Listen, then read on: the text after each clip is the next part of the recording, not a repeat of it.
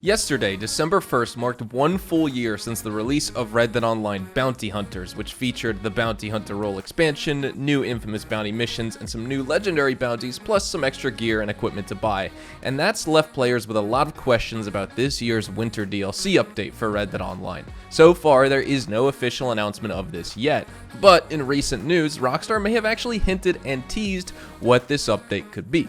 Today on the show, we'll be going over exactly what they said, plus integrating some other Rockstar insider news that I think backs up the argument of what the next Red Dead Online DLC could be, and let me tell you, fans are not happy one bit. So if you enjoy this video at any point, or if you just find it helpful, let me know by dropping a like on today's video, and if you want to stay up to date and in the loop with everything Red Dead Redemption 2 and Red Dead Online, consider hitting that subscribe button with your bell notifications turned on.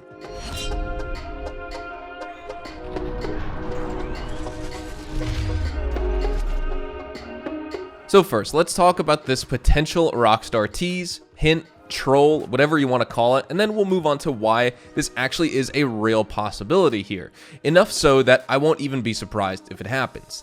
In last week's Newswire, Rockstar doled out additional Capitale rewards and boosts on Capitale drop rates across all blood money crimes and contracts, and here is their official statement on it. Also look out for Capitale boosts across all blood money contract missions until November 29th. Small and large chests along with criminals will have increased Capitale rewards to help you prepare for more opportunities.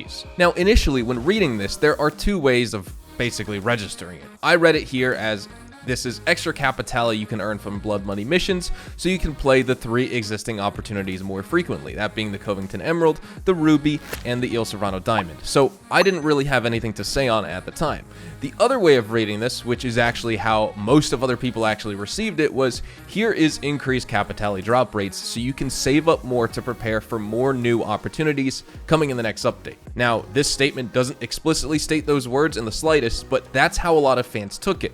If it's not the case, Rockstar didn't really do a good job of wording this paragraph, and it's led to a lot of overblown confusion from the community. But on the other hand, if it's true, oh man, that's really not good. What really led me to start seeing this as the likely candidate for our winter 2021 DLC update, though, is TEASES' 2 remarks on Rockstar's internal DLC development processes, how it's possible GTA and Red Dead's were delayed because of the mess that was the GTA Trilogy remasters, and he had to say the following on this. GTA Online's next update is codenamed Fixers, as per sources. The codename suggests the return of more tuner-alike contracts, and since Dr. Dre is involved, the legit business Rockstar hinted at is likely music-centered and expandable with new contracts. Now, for GTA fans, they may be quite happy with that news, as the GTA contracts were much more in-depth than Red Dead's contracts, and so for RDO fans, if we get more opportunities and contracts this year, this sounds a whole lot like Blood Money Part 2. Blood Money for RDO released around the same time as the Tuners update, and both DLCs for these games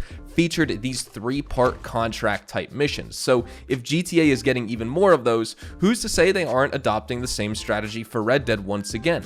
When I asked my community the question of how they would feel about Blood Money Part 2 being the next DLC here in game, this was the response. 92% of the 24,000 respondents to this poll said that they would just try it out, not care and not play, or would definitely hate it and want something else entirely, and only 8% said that for sure they would enjoy it. And to me, that's a terrible ratio, and Rockstar must be aware of it. But will they listen to that feedback? That's the real question we should be asking ourselves here. Now, I personally am not someone who hated the Blood Money update. The crimes were more or less just stranger missions to play, and so whatever on those. But I really did like the contracts, and I really enjoyed the opportunities. I wish the payouts were higher because, for crying out loud, you steal the rarest diamond on the planet and you make $180 for stealing it. But either way, I have my criticisms for the update as well, which I compiled in a video a couple months ago. But I do like playing Red Dead Online, so I like playing the new missions with the Blood Money update. But the biggest problem with this update was that while we got those 40+ missions and extra things to do in game,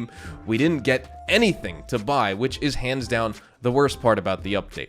Now, to be 100% accurate and truthful, we did receive 3 new hats that you can unlock the ability to purchase when completing each opportunity on Ruthless difficulty, but meaningless cosmetics like that hold no real value when players talk about we want more content in the game, right? Some may think in-game missions isn't new content, but I would argue against that as well. New missions in the game is new content, but we didn't get any new horses, weapons, ability cards, camp upgrades, new properties, just anything outside of missions, and that's the problem.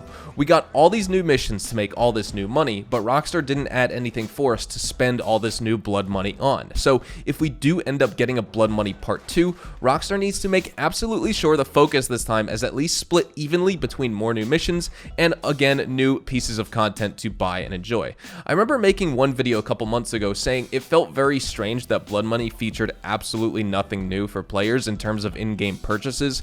It's just odd for Rockstar overall, because I doubt anyone bought gold bars to purchase those 3 new hats from the Ruthless difficulty opportunities. At most, players bought gold bars to buy other content that was already in the game, so you can't really attribute it to blood money. And especially for the winter 2021 DLC with Christmas right around the corner, how can Rockstar ignore any holiday sales for Red Dead Online? You know they're going to go all out with GTA Online content, so players are more enticed to buy shark cards to buy those items. So I would hope and I would pray that Red Dead gets some new goodies added to the game as well. Red Dead players are longing for new stuff. That's the big pain point for the game right now. I think we have a great variety of things to do, and while not a whole lot of it is very new, having different weapons to use during missions, or horses to ride around on, or buying more upgrades for our camp and character, plus some new ability cards to shake up the current health, rehealing, damage, and Deadeye metas all will go a long way. And there's of course tons more that we want, but at the bare minimum, those are the types of things that would help entertain some players longer, whereas before they would be ready to log off the game for the week. Basically, there's nothing that we know exactly right now of what's to come. We have leaks of trader role expansions, a moonshiner role expansion, collector role expansion, and even a naturalist role expansion, including legendary fish to catch, but those are all pre-Blood Money leaks. Since Blood Money is released, the only thing to go off of is Rockstar's new interest in adding contracts into the game as the new DLC strategy. Before, it was properties in GTA with fetch quest style delivery missions for lots of money, then it was major heists, and now we could be shifting towards smaller but still meaningful contract style missions that grant lots of player satisfaction and are still really fun, and if done right. And speaking of that, Rockstar should really take some notes from GTA contracts, and if they are really adding new contracts and opportunities to Red Dead Online, I'd hope they aren't just Capitale stash bag delivery missions or lame cop-out excuses of missions like some of those were in the game. So with all that said, I think that's all we have time for today, and we're going to wrap things up right here. How do you feel about a Blood Money Part 2 or just new contracts and opportunities in Red Dead? And would you feel any differently if we got another 40 to 50 missions plus lots of new things to buy at the same time? It may not be new roles or expanded roles, but with around 50 missions in the form of crimes, contracts, and opportunities, plus hopefully several dozen new items to buy, I think that would be pretty sick. So let me know in the comments down below. Hopefully you all enjoyed the video today, and if you did, hopefully I earned your like on it. And of course, if you are new to my channel and you want to stay up to date with all the best Red Dead Online and Rockstar Games content, consider hitting that subscribe button so you don't miss out on a single thing we post here on the channel. We consistently talk about updates, news, information, tips, tricks, and even leaks, and we'll keep you guys updated here on the channel daily, so make sure you hit that subscribe button. If you want to follow me over on Twitch, Twitter, and Instagram, those are the best places to get connected with me outside of YouTube, and you're more than welcome to ask many questions on there. You can follow me at HazardousHDTV, and all of my social media links can be found in the description down below. With that being said, thank you all so much for watching, everyone. Hope you all have a fantastic day, and I will see you guys in the next Red Dead Online video. Adios, amigos.